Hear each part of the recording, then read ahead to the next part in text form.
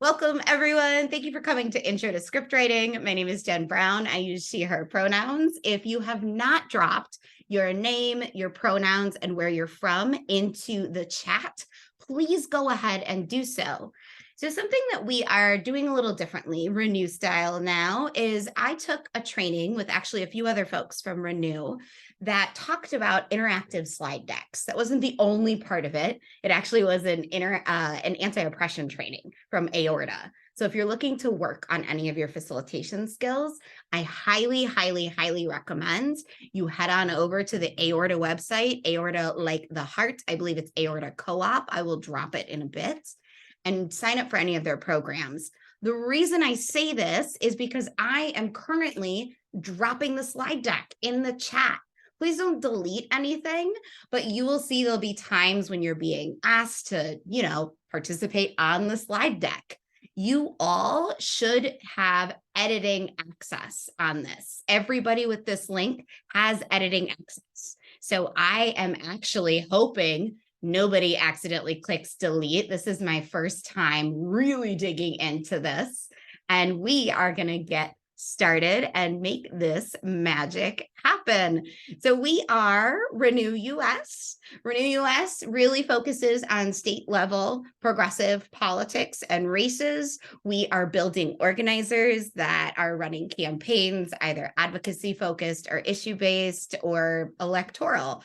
Right now, we're kind of like in this off season, right? A little bit with electoral, even though people are announcing all over the place and there are races going on all over the place.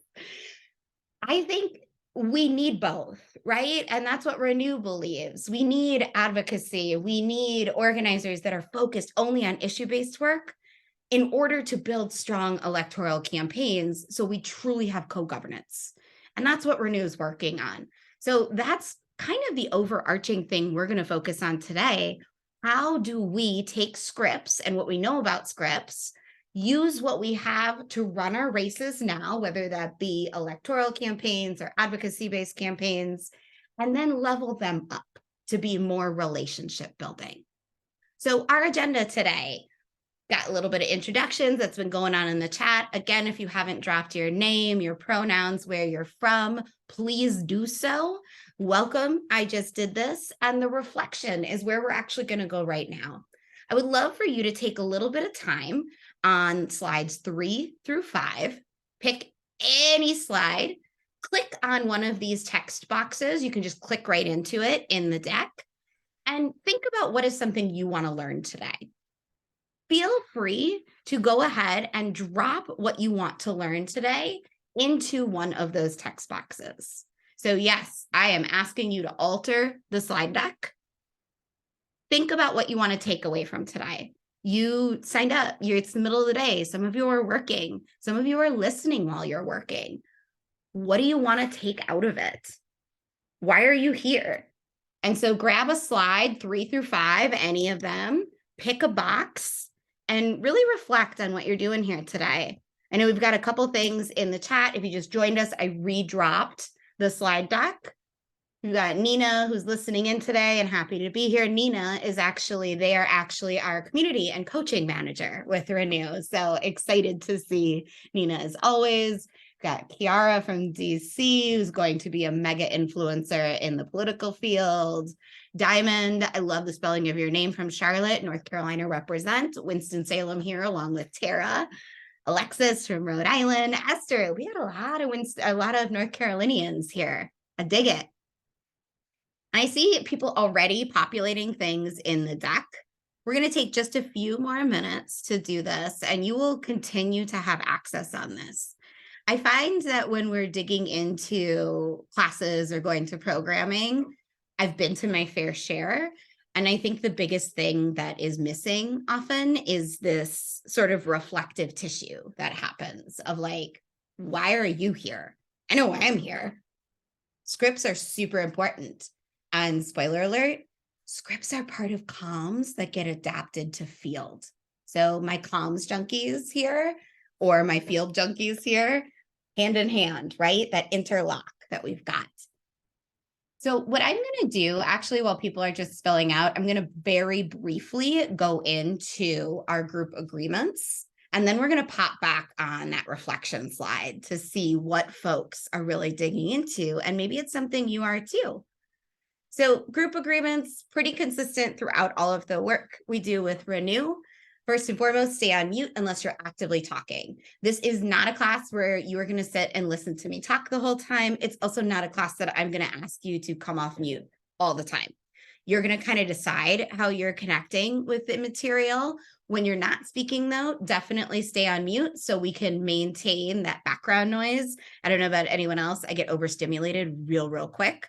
And I think other folks here have shared, because I know a lot of you, if you get overstimulated, that extra noise on the chat is always something. Camera on in groups. We're not going to be doing any group work today. It's a small enough class that we're going to keep all the group work in the main room. So generally when we do have classes, we ask folks just to check in.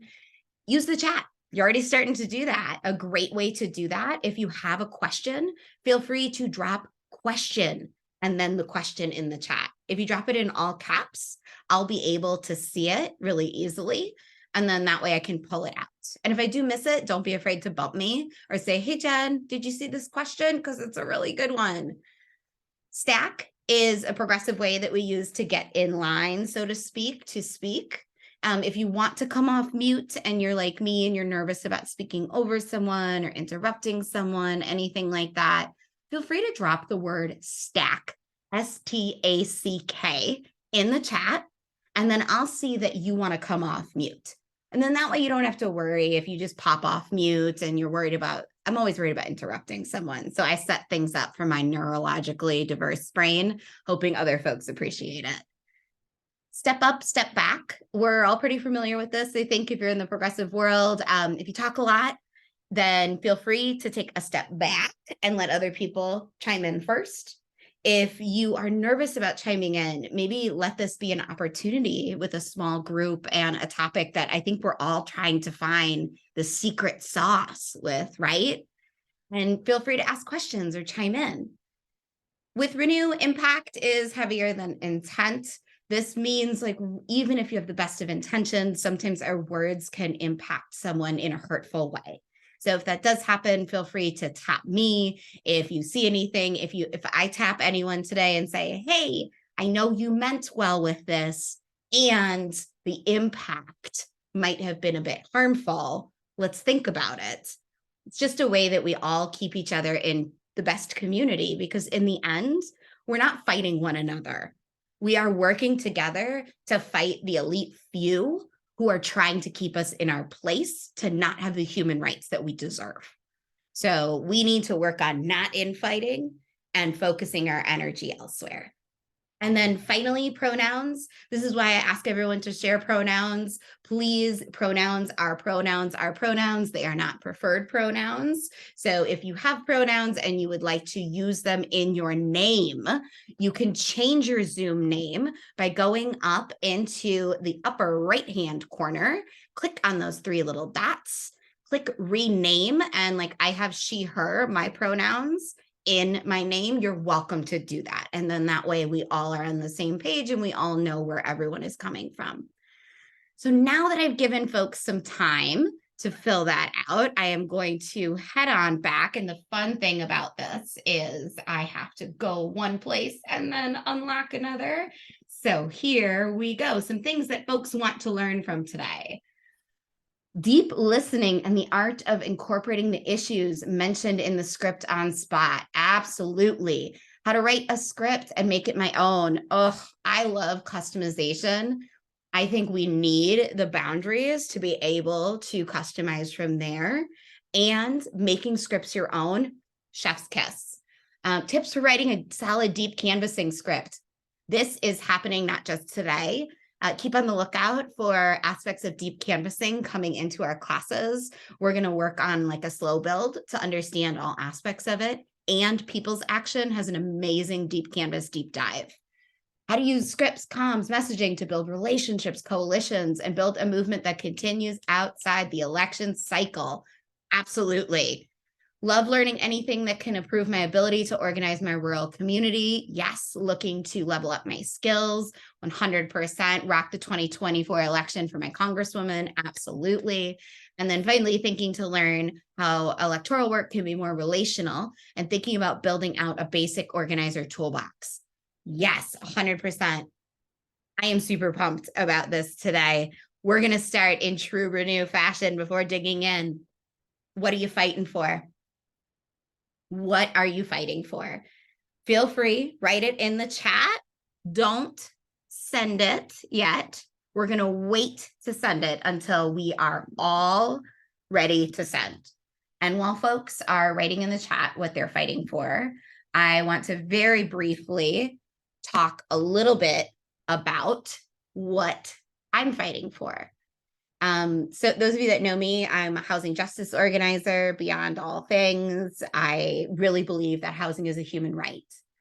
Growing up, I didn't have the best of home life. It's an understatement. Actually, I was really abusive, both physically and mentally.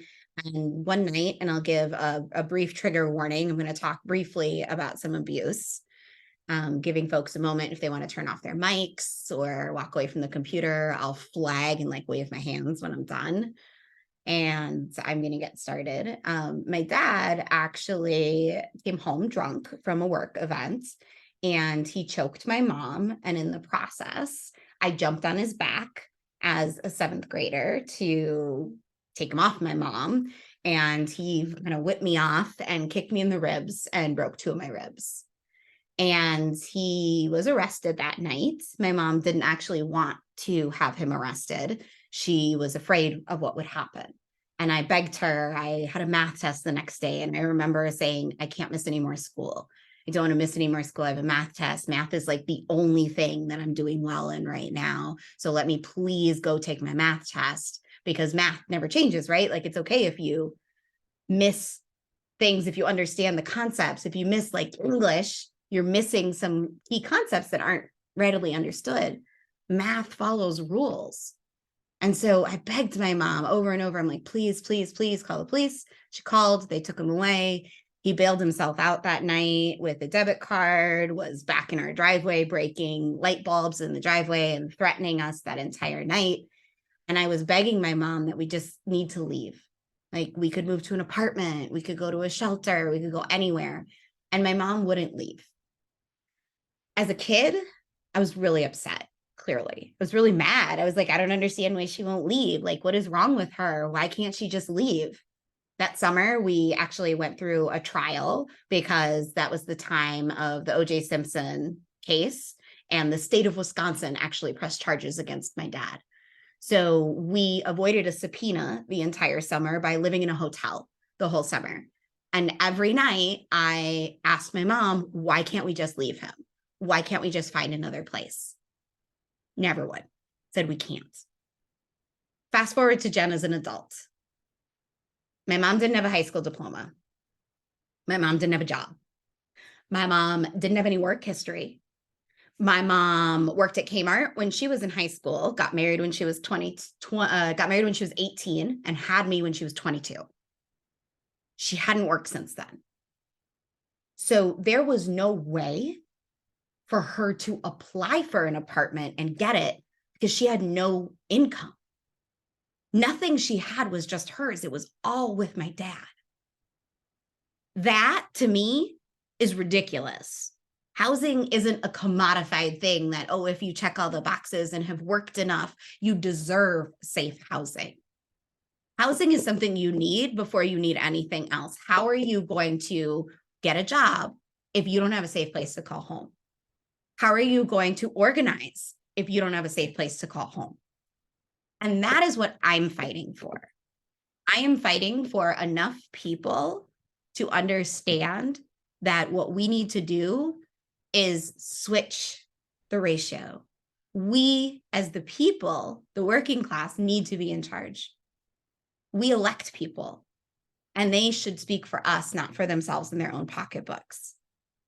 And affordable housing isn't affordable to everyone. And so that's what I'm fighting for. So if you're ready to hit enter, go ahead and hit enter and let it flow with what you're fighting for.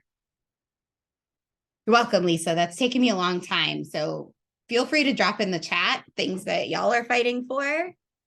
To be really transparent with me, with my story, before I read off some of the things that's going on, I'll say the thing that I always say with deep canvassing, with relationship building, with organizing.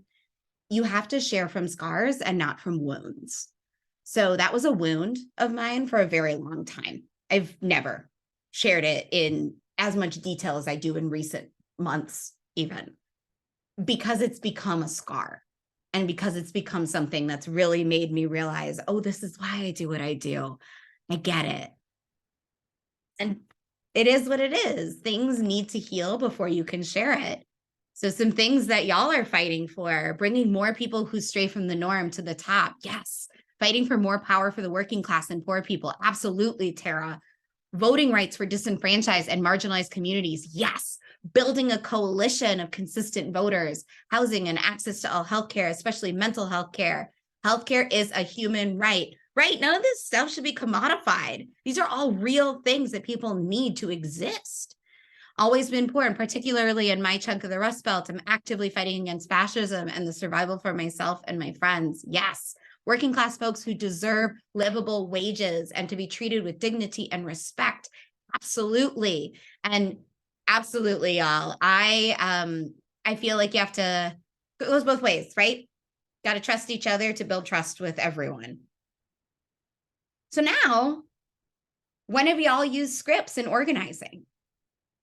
When has someone given you a script or what appears to be a script and told you, hey, you're using this to X? Feel free to drop some stuff in the chat. Feel free to come off mute if you'd like. Phone banking.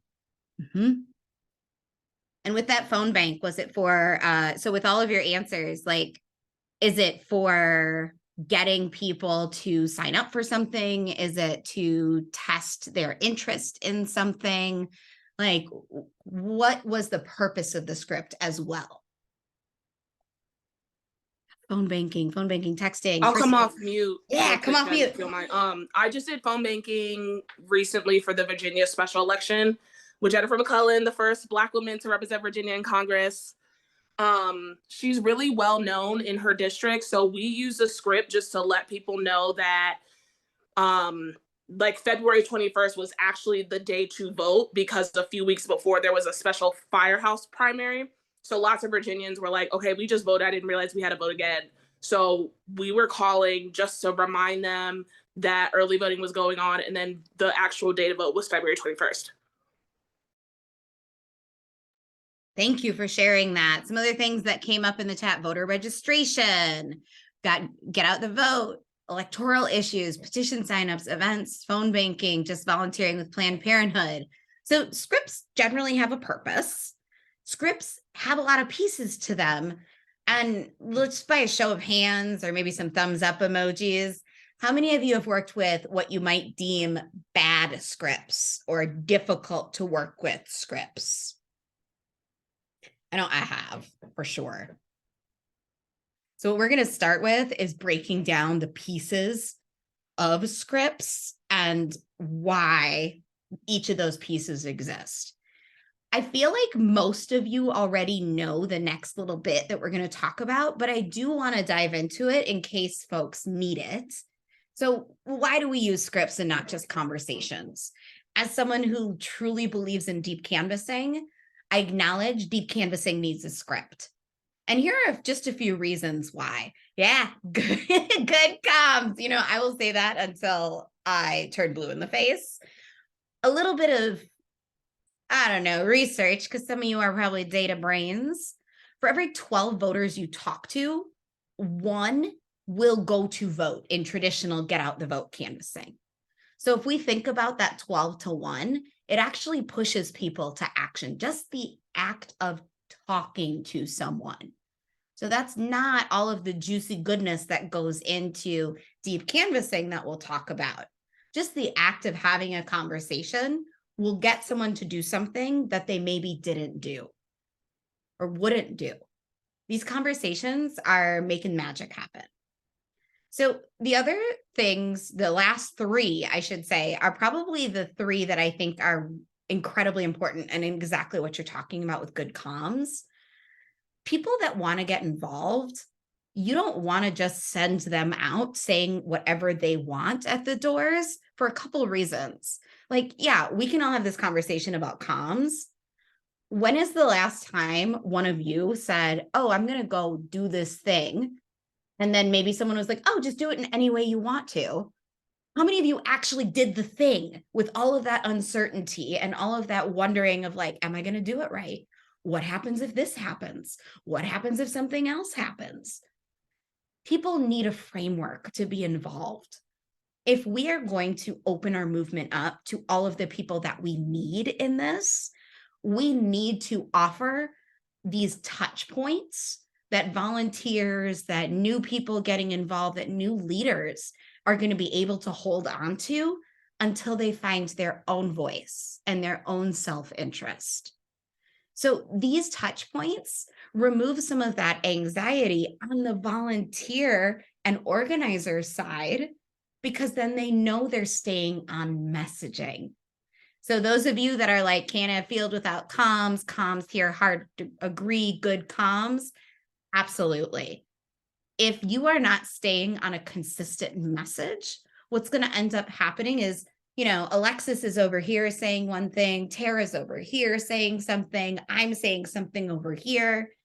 And now you've got three different stories, so to speak, that are going around about your issue. And which one is the right one? Which one makes the consistent messaging for the candidate or the issue? And then finally, it really helps you collect the data you need. I know van is van. When you are using a script and you're entering things in the system and it links back into van, so you keep that data on that voter, necessary evil. It helps people on the doors who are often not the same people that need to look at this data and information, get the information that's needed. And we'll talk about how to really build a script that works for you and for the data you need. There's a couple different types of scripts. First things first, I'm going to say everything that has an asterisk by it, I've identified as a piece in it that we can do some deep canvassing action. I'll take a little sidebar here and say deep canvassing, true deep canvassing conversations last anywhere from 10 to 30 minutes. I can tell some of you, maybe if you have any field inclinations or doing that math, going 30 minutes per voter, even 100 voters, how many minutes is that? And that's why I say have pieces for deep canvassing action. We're going to talk about what that might look like. These are the scripts we're going to think about today. So we're going to start with listening tours and issue IDs, and we're going to dive into each one of these. Then persuasion, then vote by mail request and chase, then get out the vote, and then volunteer recruitment. A lot of these are pretty self-explanatory, right? Listening tours, you are quite literally going around your neighborhood, listening to see what matters and identifying issues. Vote by mail, you're educating your community on what it looks like to vote by mail. And the chase is following up. I skipped persuasion in my group. You're trying to get someone to do a thing. It might be to vote, that might be to care, might be to believe in something, sign a petition, show up to a thing. Get out the vote is very specifically for getting people to go vote, whatever that thing is. If it's voting on a ballot advocacy initiative, if it's voting for a candidate, you're really focused on that plan making. And then finally, volunteer recruitment. We do not have enough people on the left. I don't even need to say that to this crowd. We need to leave room for folks that are still waking, as my friend Adam Krugel likes to say. So thinking about how we bring people into our movement. Now, before we talk specifically and dive deep into these, I want to take a moment and identify the parts of a script. So every script has a few different things. The first, you got an intro. Good scripts need it. You need to know who you are. I should say the voter and the person on the other side need to know who you are, and you need to know who they are. As much as I would like to just like canvass a neighborhood without any sort of data of who's living where, we need to know that information so we don't, one, drive them nuts when we're doing get out the vote and contacting them every 5 minutes with a different member of our team. And two, really work to identify who's on our side and who's persuadable. Who can we move? And spoiler alert, I think everybody can move except for hard people who are cut and dry in one direction. Those folks are going to take, like, if you think of a scale of 1 to 10, 10 being all on board for housing as a human right, 1 being a landlord that makes their entire living off of all of the people that they're overcharging and slumlording it. Over here, this 1, I don't think we should necessarily push and waste time on. If we do, we need to cover the middle first and then the 1. So that's what I mean about really identifying who's on the other side to see if they're a supporter or persuadable. And then finally, who are you with?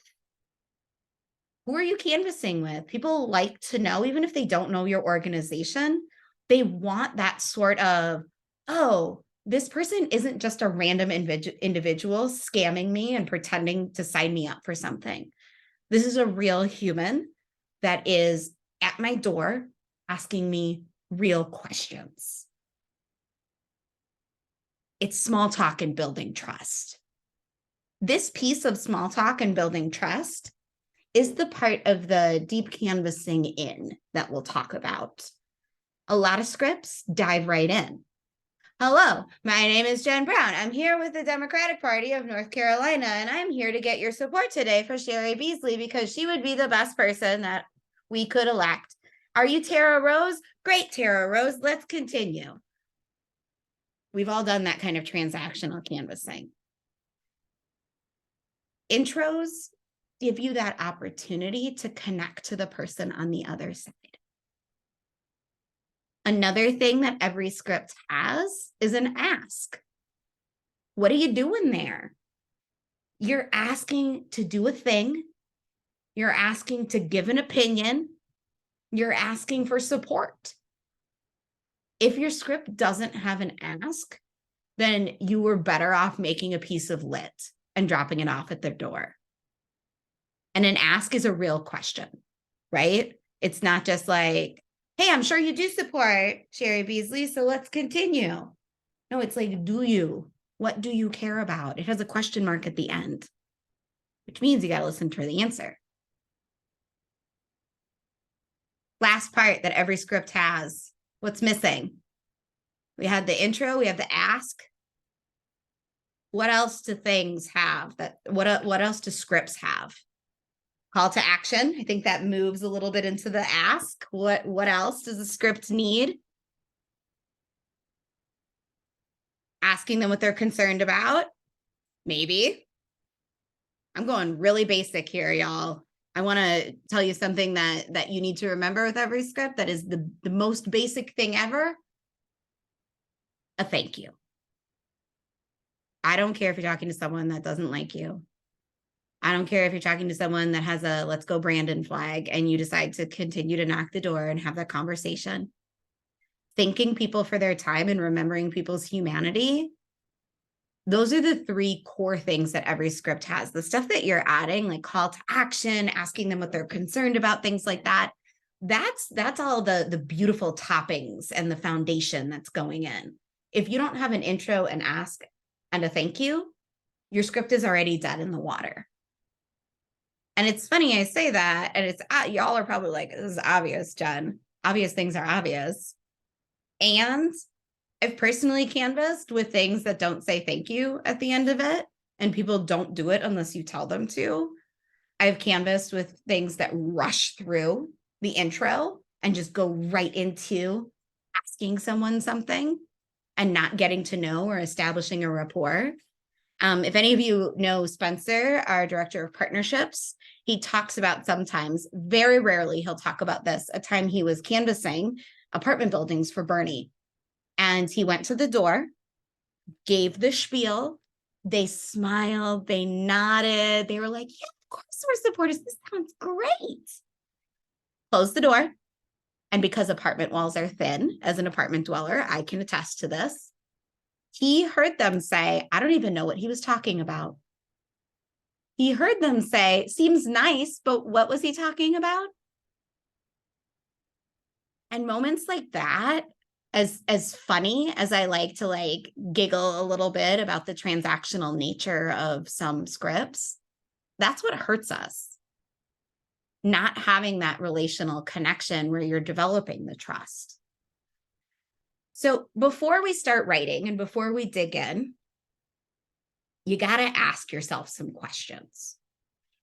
So the first question you're asking, you're saying, hey, what phase of my campaign am I in?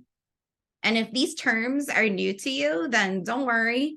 I will send a handout after this as well that has some of these defined, but we're going to go through them right now.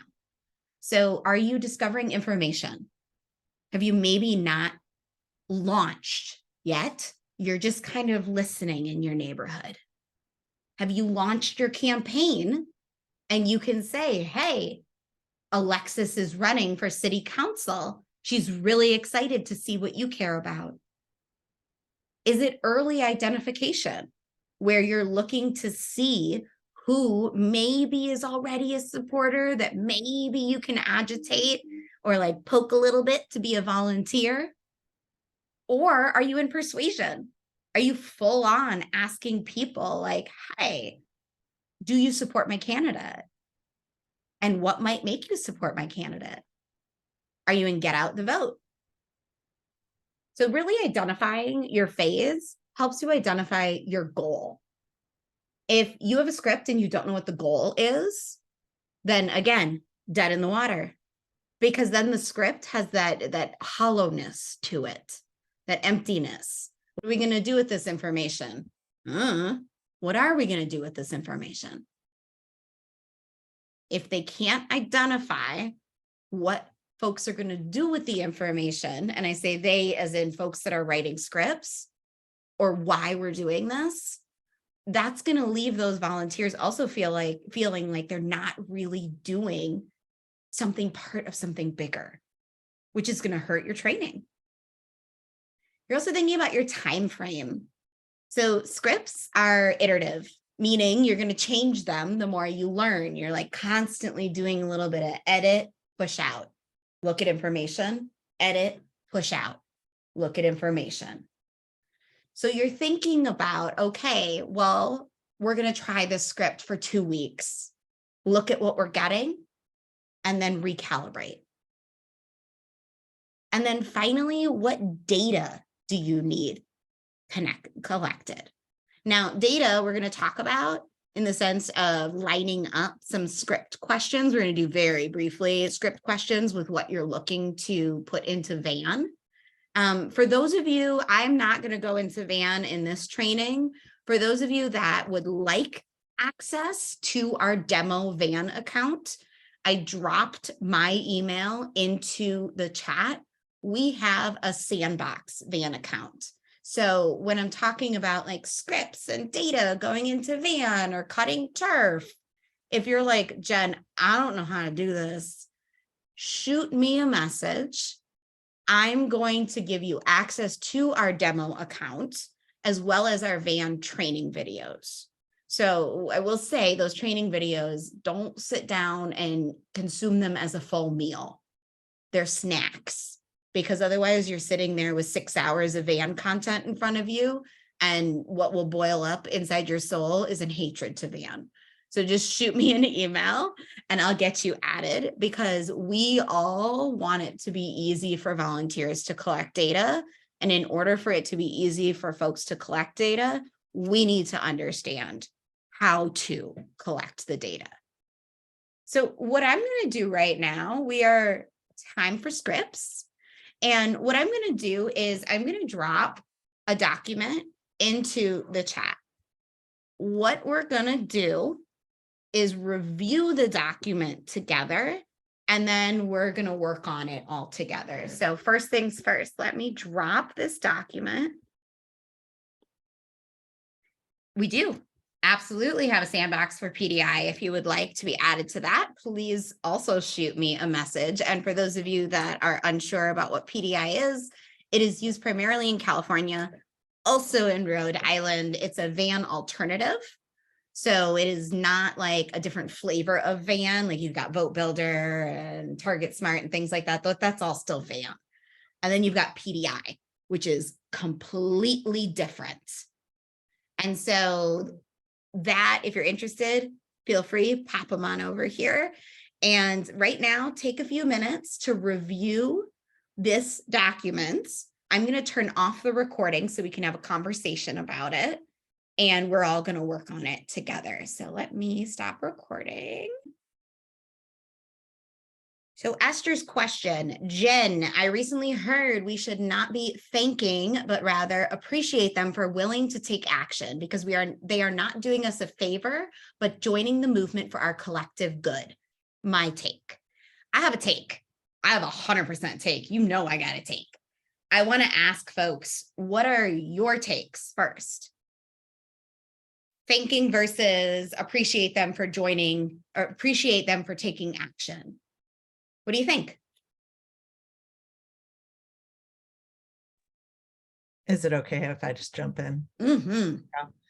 So I get the don't say thank you thing. And I think that does apply in a lot of organizing situations because it's not about me, right? It's about the movement. But I think when you're interacting with a stranger for the first time and they've given you their time and it's been a little awkward, I think a thank you is totally appropriate. And I think it's good. Anyone else? Yeah, hard agree. I think it's situational and personal, and there's no kind of black and white answer to the question, which isn't a great answer, but there you have it. It is though. I think is a great don't disparage your answer because it is. I gave you all black and white scripts and gave you some hard and fast, and you're still talking to humans. Humans have very human-y behavior, which is unable to predict a lot of it. And so before I jump in with I'm going to pull it back. Anyone else? Thoughts, feelings, agrees, disagrees with what's been said? I mean, I think it would just depend on the conversation you were having. I think if I was doing a lot of deep canvassing and I just had a 40-minute conversation with someone who we just bared our souls together, I think using the word appreciate really makes sense because I would genuinely appreciate that. But I think if you're talking to someone who is very quickly dismissive of you saying thank you, you should still thank everyone. Even if they're calling you a commie and telling you to get off their lawn, thank you, have a good day. No matter what, we always need to take the high road. But I do think using the word appreciate, I do personally like it better too, but I wouldn't throw that out to everybody. And that's Brianna, that's such a honestly, you, Lisa, Tara, you captured the customizable piece of all of this, right? I mean, one, it depends on who you're talking to. Would I say I appreciate you for joining the movement when I'm doing tenant organizing with someone who has just been served an eviction paper and they're going to maybe connect with their fellow tenants to fight the eviction? No, I'm going to say thank you for your time. And I hope this works out and let's do this. And if I'm talking to someone who might be already familiar with some of the work that we're doing, I might say, hey, thanks for joining us. I appreciate you joining us. I throw out thank yous all the time, probably as much as I say appreciate. So I think that's that first thing is situational between what is your vernacular? What is your glossary of terms? I tell everyone when they're working on something that's scripted, you want to make the words fit into your mouth. Because if you're saying multisyllabic words that you would normally never say, or you're like me and you learned a lot of words reading in a book, so you mispronounced stuff all the time because you actually have never said it out loud, then you're going to get not great. You're going to feel all oh, I feel emotional or I feel nervous talking to this person or having this conversation. And that's going to give a bad connection with that person you're talking to. So if thank you fits you, great. If I appreciate you joining, great.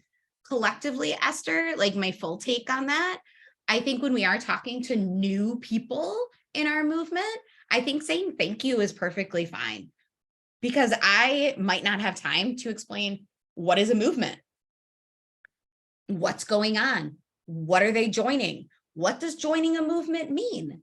I might just be having a conversation with them about what they care about or what's going on in their neighborhood that they're upset with.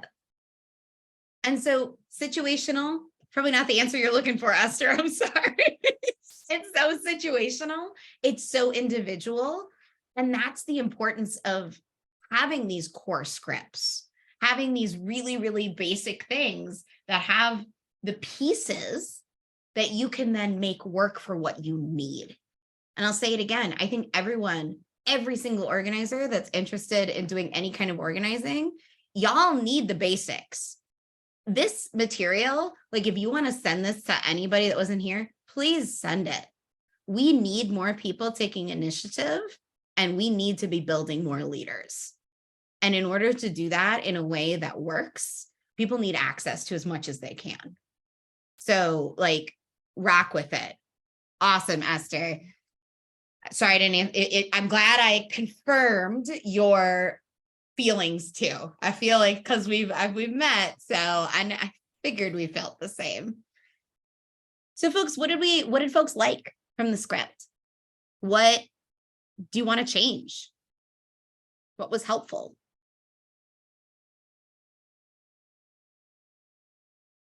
Got one, like that it's open-ended for issue ID, encourages canvasser to admit when they don't know the candidate's stance. Yes. If you don't know it, I don't know it. Having that written in a script so people have words again to put in their mouth, that's so good. And again, you're going to be training people. You're not just handing someone a script and saying, good luck. And if you are, you need a comms training. You're going to be working with someone and giving someone to work on, some words to work on when they go up to a door. Super important. Volunteer recruitment, many options offered for knocking doors and phone banking, clear thank you and follow-up plan. Yes. In the persuasion, when asking for a volunteer, give specific days, not just a vague this month. I lost it. It left. There was a message and now it is gone. So how about things that you want to change? Why did my chat, did something just disappear in chat? Can you delete chats in here now? You can. Zoom is wild that we can react to. That was me. I thought I was supposed to put my note in the Google thing, so I deleted it and I was gonna add it. I'll just drop it again. I was like, I thought I was going nuts because I just learned today. I also learned you can delete and Zoom, and I was like, what? it's so dangerous. Oh, goodness gracious. What is it coming to? My goodness. Lisa, I would like specific links at the end for a type of action that matches what folks agree to take and or provide more info. Yes, this is a specific. If you are doing something, if you are talking to someone, if you have your handy dandy packet computer and you've got minivan going on here and you're prepping those incredible canvassers that you have on the doors because you've all trained them very well in messaging, having specific places that people can go to, that canvasser can just look at their phone and say, hey, you know what? Visit newnorthcarolinaproject.com. Did you want to write that down? Having that, just writing it, like having that right there is so strong because again, you want to have those wins happening, right? Someone's interested, they're excited. Give them something. In the persuasion, now we'll go on. Thank you for putting exactly what that was back. So I'm like, when asking for a volunteer, give specific days, not just a vague this month. Most people say yes when it's vague and try to get them to commit to next weekend. I like that. And it adds, yeah. So really, that one, Brianna, I'm going to say, I think that works super, super well with certain kinds of canvassing. And I'm going to say this all the time. If you take any more classes with Renew for folks this whole year, a friend of mine and I she's the Interior Organizing Director with New North Carolina Project. And we were actually talking about the intuition that goes into organizing conversations. And I know Nina and I have talked a lot about this too, that intuitive part that just takes time to learn. And here's an example. I do, going back to my own, I do a lot of housing work here. I am like my issue, and I do eviction canvassing at one of the properties that we're working at. What that means is I knock on the doors of folks that were served an eviction notice or / have a small claims court the next week. So I do this door knocking Friday or Saturday. Generally speaking, they have a small claims eviction hearing the next week. Now, when I'm talking to these folks, I think they are already vulnerable because they have the possibility of being removed from their home. They probably don't necessarily want random white lady with a clipboard, because I do travel with a clipboard, so I'm not on my phone the whole time, getting their number, getting all this information when they already know their name, where they live, and what day their eviction hearing is. I'm coming in with all this information. They don't know that this is publicly accessible. So this is like already a power dynamic that's happening. Part of the canvassing that I do is to try to get them to connect with the tenants that are organizing in the property. So one of the asks often that I'm faced with is, can I get your phone number? I don't ask that, actually. I think I've asked that once in the last couple months of doing this. I give them our phone number and I say, hey, you know what? If you want, we are organizing with some of your tenants. We're fighting together for this because what they're pulling is nonsense. So if you want, give me a call. And the amount of people that call that number by the time I am back in my car is high. So that, like, thinking about like hard ask, like, can you do this versus like feel it out? You got that intuitive, that moment of like, okay, is this person, like if I ask them a hard ask and do that traditional organizing that we do of like move from, agitation to the hard ask, I think is after that in the list, and then the inoculation. So like getting them excited and then hard ask. I don't want to get someone nervous and to like pull back depending on their situation. Now, do I hard ask? All the time. Do I think about it before I do it? All the time. So again, it is very, very like customizable, intuitive, person to person, all good stuff. Very helpful to have bare bones scripts, then adapt them to your issue. Yep. Cole, I said exactly that to Alexis in a message earlier. It was like, there is no need to reinvent the wheel or to waste time. Build a better car. Don't create a new car, build a better one. Take all the knowledge that we have, take all the information we have and make it better. Alexis, if you think you're going to be talking about a particular issue with a voter, you should know their policy position. I don't think it's simply enough to say, do you resonate with their struggles? Yes. I think you need to tell them how change will be implemented. That's huge. We're going to be doing a messaging class in the next few months. We're starting actually an Organizing 101 training, which I'll encourage you to sign up for, even if you've taken programs with us before, because we deep dive into subjects. But messaging is a big one. And it's not enough to simply say like, yeah, this sucks. It's like, yeah, this sucks. And we're going to do this because we want to make it better. Part of messaging is presenting solutions, not just calling out problems. No worries, CG, I know you're already gone. Yeah, so like really thinking about like when you're connecting, like something to vote for. It's not just, you're not just asking someone to like, let's just vote for a thing. No, this is the change that we're all working towards. This is what we're all fighting for.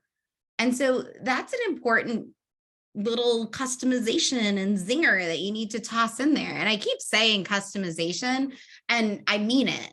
Like you look at these bare bones scripts, and I said like intro to script writing, I've given you kind of like an outline. I've given you like cliff notes. It's about like, what are you going to do with it now? But before we get into that, like I want to visit the deep, the deep research that occurs on things. So let me go ahead and share this and make sure I'm sharing my volume correctly. I know I'm self-narrating while I'm doing stuff. I hate it. And then at the same time, I'm using new curriculum. So I'm like, I'm okay that I'm doing this. It's very, very exciting for me to use new stuff that I write. So what are we doing here? Let's talk about some research with typical persuasion. And I'm building to make a case for deep canvassing. If this is another little sidebar, if anyone wants to be added to the Analyst Institute, that's a great organization that does a lot of research studies. It's where some of this information is coming from. Just shoot me that same email, jenbrown@RenewUS. I can show you how to add yourself to it, and you can do it under Renew, so you get access to all the studies. So the study that I'm actually referring to here came from the Analyst Institute, and it shows that most persuasion efforts have little to no effect. Now, to be specific, it was a 2017 study of 40 field experiments. That's one that I'm looking at. So there's many showing this. So one study of 40 field experiments are showing the average effect of 0 for persuasive canvassing. For traditional persuasive canvassing, there is no change with people getting out in the doors and having a persuasive conversation in the traditional way that we've been taught. This is not the deep canvas version, to be very clear. This is, hey, do you support my candidate? No? What might make you support my candidate? The answer to get you off their front porch. Okay. That kind of persuasive conversation is what I'm talking about. There's 0 effect in so many studies. 2 things worked to change people, to persuade them, to move them. And one was unpopular opinions. So if you're sharing an opinion that isn't status quo necessarily, that will move people. Now, if you're sharing that opinion, you have to hope that your candidate actually shares that opinion clearly, and the candidate's going to back that up, because otherwise we get into apathy that we're in now. And the other one is early investment in persuadables. So you're having this early contact. You are talking to people when the campaign launches, and you are watching how they're persuaded. You are seeing how they're being moved, nudging them along slowly, and in essence, relationship building. I can tell you right now, most field programs operate a traditional persuasive canvas, like that script in the sample scripts I sent you. Most of them will do that. They will not invest time in deep canvassing. And to that, I have to say, what? Why are we doing this? We can't do this anymore.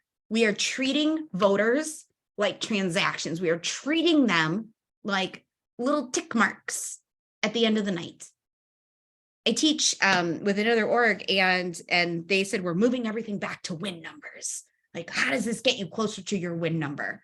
And I sat there and I was like, this is not how we actually build power. This is not how we actually like build a movement, right?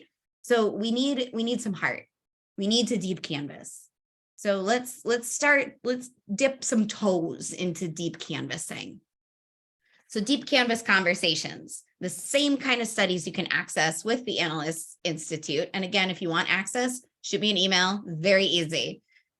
It changes minds anywhere from 17 to 102 times more than traditional canvassing. So that script you're holding, that sample script, a deep canvas script, which I will also give you a sample of. And like I said, we're going to be offering more classes on each piece of deep canvassing. A deep canvas script will change minds 17 to 102 times more. That is absolutely wild.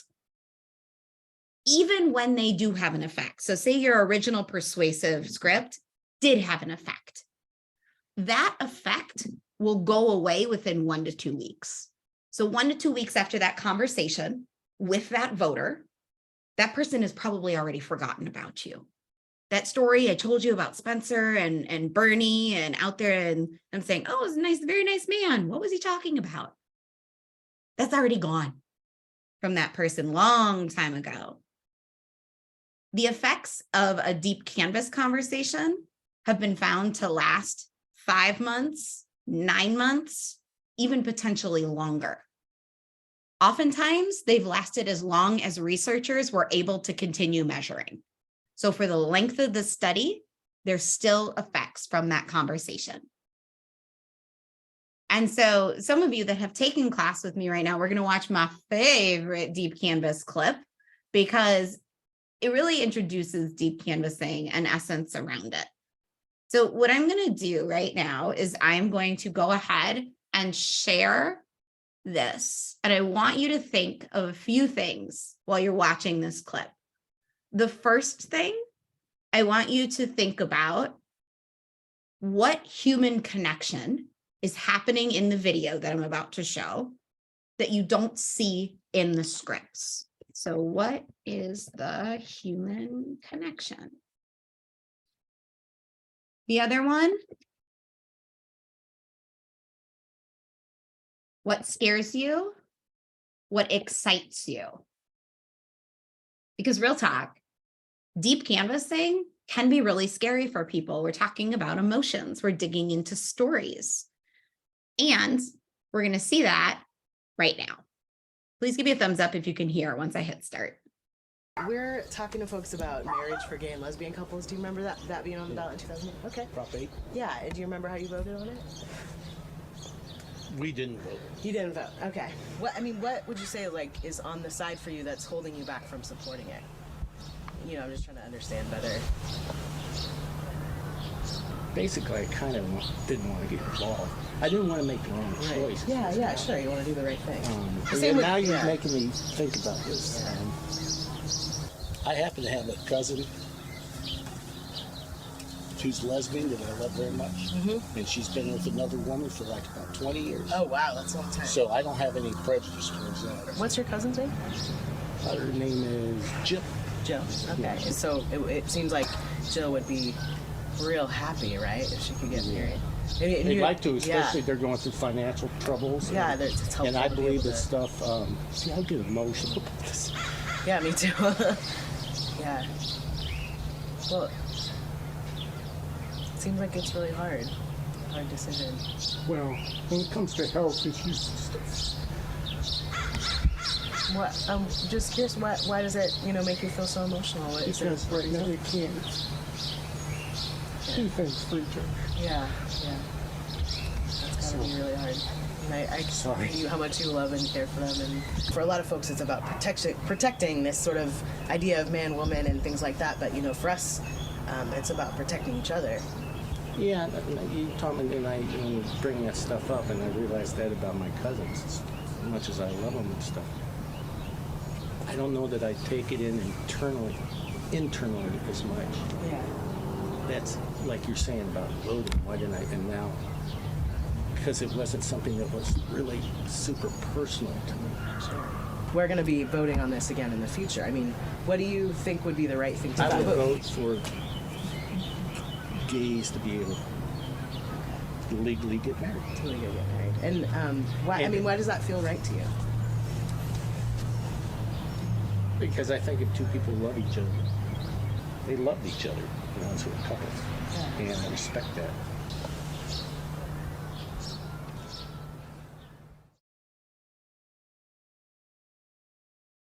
All right.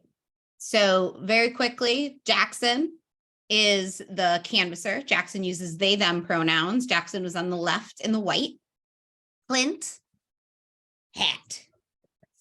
So no worries. I didn't say that in the beginning. No reason to apologize.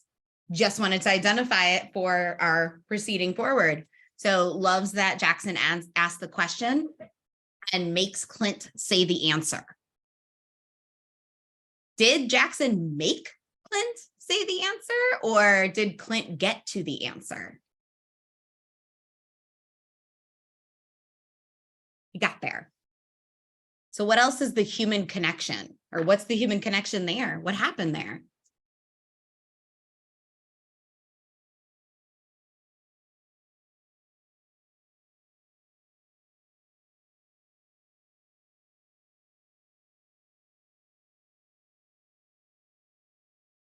I'll come off. I think to me, what I enjoyed was it was a little bit like an interview, which I don't know if it's actually good, but because my background is comms, it seemed like they were interviewing the person on a deeper level. So they were asking them questions that actually made the person think, and kind of like what was said, they spoke out the answer.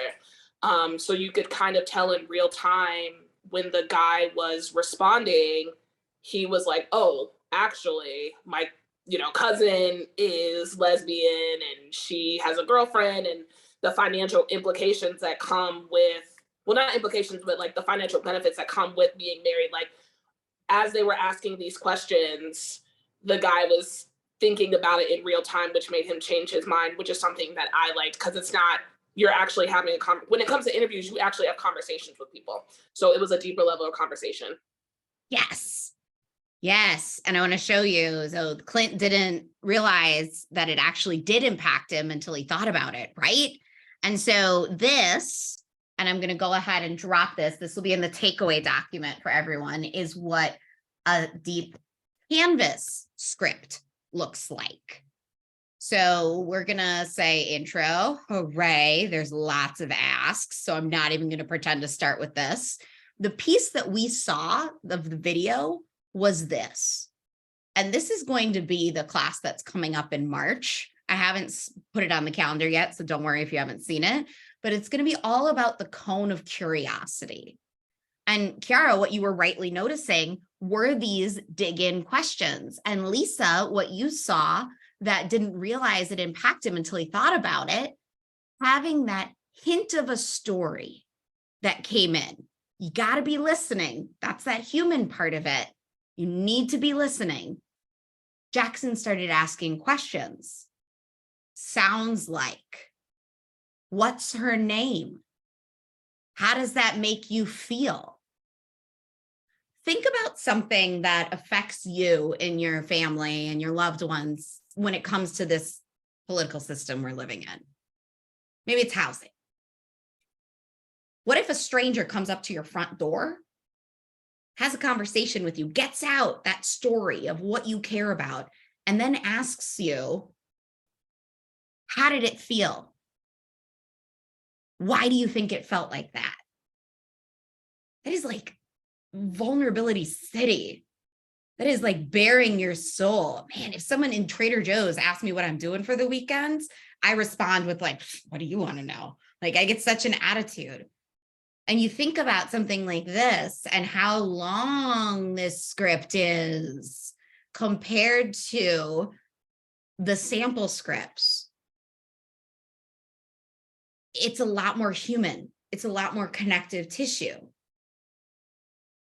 And so the question I ask, before I want to go to that, Lies, I don't want to forget my other questions. What scares you about something like this, and what excites you? Is there anything that scares you about something like this? Is there anything that excites you about digging in this way? Is the vulnerability part exciting or scary, Alexis? It's scary for a lot of people. I'll be really, really, yep, I was gonna say that, Brianna. That's why for those of you that have taken CMTP, our campaign manager training program, I recommend you take the story of self or the self-interest organizing part, because I was just talking to Mitch with the political healers this morning, and the amount of people that are moving around and organizing and don't know their own self-interest and how dangerous that is. Because, and I'm preaching a little bit to the choir, if you don't know why you're doing what you do, and you don't understand another person, like why they're doing what they do, or if you understand why they do what they do, like why the folks you're organizing care, maybe you're working in a marginalized community, but you don't know why you're doing what you do, you're manipulating people. It's the only way you can move through it. You need to know why you're doing what you're doing, because you're not helping, right? We're not out here helping. We're out here fighting with. We're out here organizing with. So understanding that vulnerability piece, why are you doing this? Yeah, we're all in this. And if you don't know why you're in this, that's something like take a step back and start digging into. And that takes time. So I'm not scolding any of you that are like, I don't know why I'm doing this. That takes so much time. Takes so much time. So give yourself grace and time and all of that stuff. And it is scary too, because frustrated easily how people can't do the right thing and you have to persuade them. I'm willing to bet, Kiara, do you treat yourself as a perfectionist? Do you give yourself grace? No, I don't. That's something that I'm working on too. I think also just to expand a little bit more, like, I think sometimes it's just, I don't really, it's like you already know the right thing to do. That's why we're all here. You know what I mean? It's because like we all know the right thing to do. So I think to me, especially as a minority and what the work that I had to do that's taken so long for me to get there, and people are just like, oh, well, I don't really like believe in it, you know? So I'm just gonna vote for it like, because whatever, or I don't want things to change. But then I think to me, I have to really understand what people's backgrounds are and how things change so quickly. Sometimes it's hard for us to keep up, and because we're scared of change. And that's also something I have to do for myself too, like keeping grace and like think about how I was raised and why I think about that. And so it goes, there's a lot of emotion. So Well, and that what you're talking about, that ties into what we were talking about with Esther's question, right? Thanking someone versus saying, I appreciate. If someone shares even the tiniest thing, I remember my husband actually had kidney stones earlier this year, and I was sitting while he was getting a procedure done, talking to someone from 2 counties over. Now, just to give you a little perspective, Forsyth, the county that I live in, is blue. Like, we're comfortably blue, right? We might not be the best of Democrats, because we're definitely not. We're like closeted progressives, or closeted Democratic Trumpers a little bit, some folks will say. The 2 counties called Davison County, which is very red.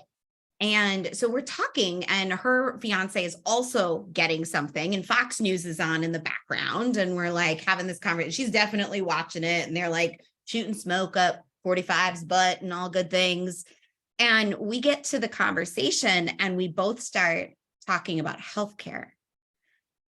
And I literally am deep canvassing this woman while I'm sitting there, talking about how healthcare is a human right. And she's like, yeah, we've spent so much money on this. We don't have time to take off. And I'm like, yeah, and people with power don't want you to. And she's like, yeah, they don't. This Fox News watching, because she asked for it to be turned on, by the end is like now we're Facebook friends, she and I. Because that's what I do with all of my organizing rando conversations, is find for them on Facebook and connect. But bringing it down to healthcare shouldn't cost this much. Yeah, healthcare is a human right. That's where we find these moments in scripts. It may not be in there of like, this is how you get there. I want us to work on how we can do that in persuasive scripts. I want us to build in moments where we're sharing what matters to us. And the only way someone's going to share with what matters to them is if you understand and are comfortable sharing some of you. Now, I'm going to be very clear. Before I go on to this question prompt, I have to kind of close this out. Deep canvassing isn't for everyone. Being vulnerability is not for everyone. Please never make it for everyone. People, the movement needs all people. There's lots of jobs. If you are in a place that you can be comfortable sharing vulnerabilities in yourself that may connect to other people's vulnerabilities, go for it. I have heard a lot with deep canvassing about nervousness around specifically Black folks going out to deep canvas, because sharing so much, Black folks are already carrying so much. And now I'm asking you to basically bare your soul on the doorstep of someone like Flint in the middle of rural somewhere. No, you are not martyred. No one is a martyr for the movement. Scars, not wounds. And it has to be a choice. So I encourage folks, that's why I didn't want to, I want to give people core stuff here and let folks know that our March class is going to be just on the Cone of Curiosity. And I'll set a date for that by the time I send you all the takeaway. So thinking about how to build in some story share into those core scripts. You don't need to have taken the script class in order to take this next deep canvassing Cone of Curiosity script adaptation. And if it's something you're interested in, I highly recommend it, or at least catch the video afterwards.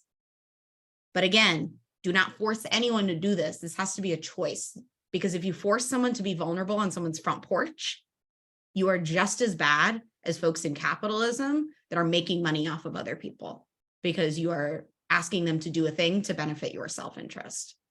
So no forcing of story sharing. Big question. I know that was very heavy. Where in the persuasion script, this might be homework for everyone since we're in the last few minutes.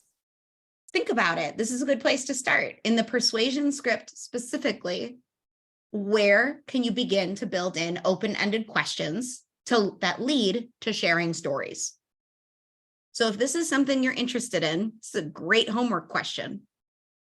If you want to respond, if you want to reply to the email I send to everyone with some places that you noticed, that you can start building in these open-ended questions that lead to sharing stories. And just for reference, an open-ended question: how is your day? What did you do today? That's more open-ended. Yeah. How was your day as an open-ended? I fight with that one a little bit because someone could just say fine. So with the follow-up of what's going on in your life right now? What's going on in your day? What did you do today? Versus having a good day, right? Beautiful weather outside, right? So that's a closed question. Closed questions only have 1 or 2 answers, yes or no usually. Open questions could be a yes, could be a no, could also be a monologue. I do want to thank you all, really thank you all for spending time with us today. I'm going to do a brief checkout. So for folks, change the checkout. I'm very excited to change the checkout on a scale of 1 to 10, 1 being, confused, and 10 being, woo, ready to dig into writing some scripts. Where are you? What's your number? I forgot the you in using. I apologize. Imagine there a you. Imagine there's a you. Take a moment, check in with yourself. What's your number? Love it, love it, love it, love it. I want to encourage folks to really think about that question. If you want to know where to start, again, so often it's like, I have knowledge, I don't know what to do with it. This is what you start with. You look at that core persuasive script, or the issue ID script, or the get out and vote script, really any of them, and identify places that you can start to build into open-ended questions that lead to sharing stories. Thank you all. In the next 24 hours, I will send you this video, the deck, and a takeaway sheet, along with the date for our Deep Canvas dig in with the Cone of Curiosity. Take care, everyone. As always, take great care of yourself, and I'll see you soon. Bye-bye.